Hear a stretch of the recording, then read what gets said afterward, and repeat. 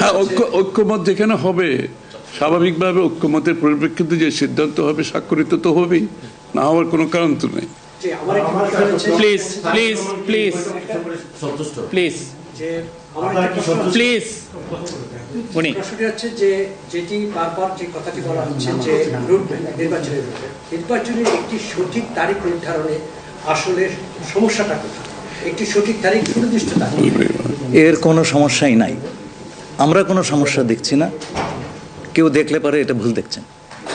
নির্বাচনের সম্পর্কে আজকে যৌথ বিবৃতিতে আমরা বলে দিয়েছি দুপক্ষই, এবং নির্বাচন কমিশন আমরা আশা করব শীঘ্রই একটা তারিখ ঘোষণা করবে।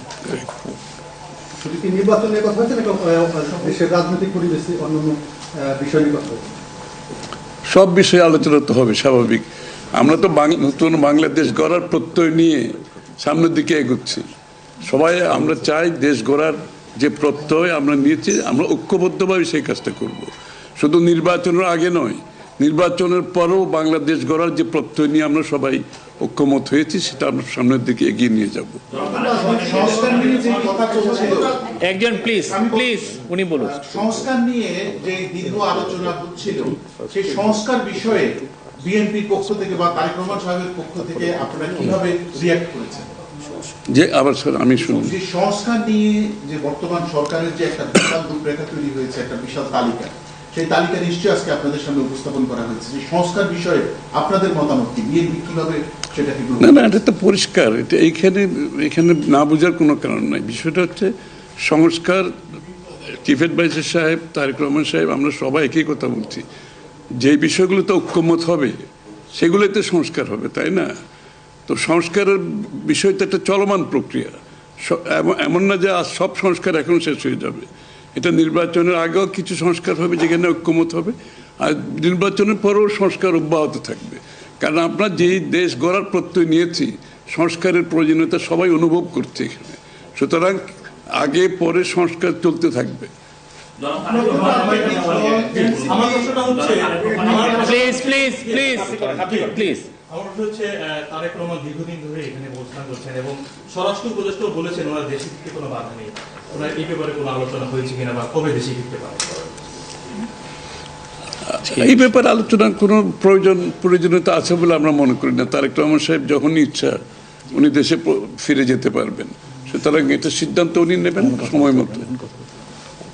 আমি একটা প্রশ্ন করতে চাই। আমার প্রশ্ন আছে যে শেখ হাসিনার যে এই যে হত্যাযজ্ঞ, সেই হত্যাযজ্ঞের যে বিচার প্রক্রিয়া, সেই বিচার প্রক্রিয়ার সাথেও কিন্তু একটা বিষয় জড়িত। তিনি বলেছেন যে তার সময় অর্থাৎ নির্বাচনের আগেই শেখ হাসিনার যে বিচার প্রক্রিয়া তিনি শেষ করতে চান এবং পরবর্তী তাকে ফিরিয়ে আনার ব্যাপারে তিনি সিদ্ধান্ত নেবেন।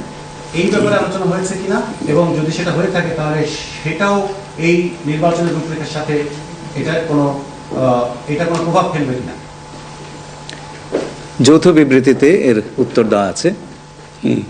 সংস্কার এবং বিচার দুই বিষয়ে পর্যাপ্ত অগ্রগতি কথা বলা হয়েছে, এবং আমরা মোটামুটি কনফিডেন্ট যে এই অগ্রগতি আমরা নির্বাচন আগেই দেখতে পাবো। সম্পন্ন করা যাবে। রাজনৈতিক দল এনসিপি নির্বাচন কমিশন সংস্কার ছাড়া নির্বাচনে যাবে না বলে ঘোষণা করেছে। এই ব্যাপারে এখানে আলোচনার কোনো সুযোগ আছে বলে আমি মনে করি না। এটা স্যার বলেন কি হয়েছে? সকল দলের সম্মতিক্রমে নির্বাচনটা অনুষ্ঠিত হবে, আমরা সেরকমই চাচ্ছি। নির্বাচন কমিশন, এই নির্বাচন কমিশনের অধীনে নতুন রাজনৈতিক দল নির্বাচনে যাবে না বলছে, নিয়ে কোনো আলোচনা? এটা ওনাদেরকে জিজ্ঞেস করেন।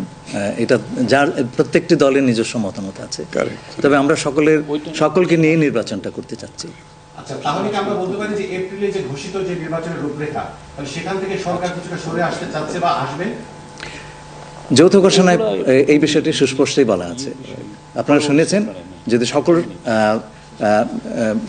কাজ সময় মতো আমরা করতে পারি এবং বিচার ও সংস্কারের ব্যাপারে পর্যাপ্ত অগ্রগতি হয়, তাহলে নিশ্চয়ই সেটা করা যেতে পারে। এখানে আমি একটু অ্যাড করি যে ইয়ের সাথে, যে মিটিংটা প্রথমে আমাদের দুই সাইডের ডেলিগেশনের সাথে হয়েছে এবং পরবর্তীতে 1-to-1 ওনারা দুজনে দীর্ঘ সময় আলোচনা করেছেন। আপনারা কি সন্তুষ্ট কিনা?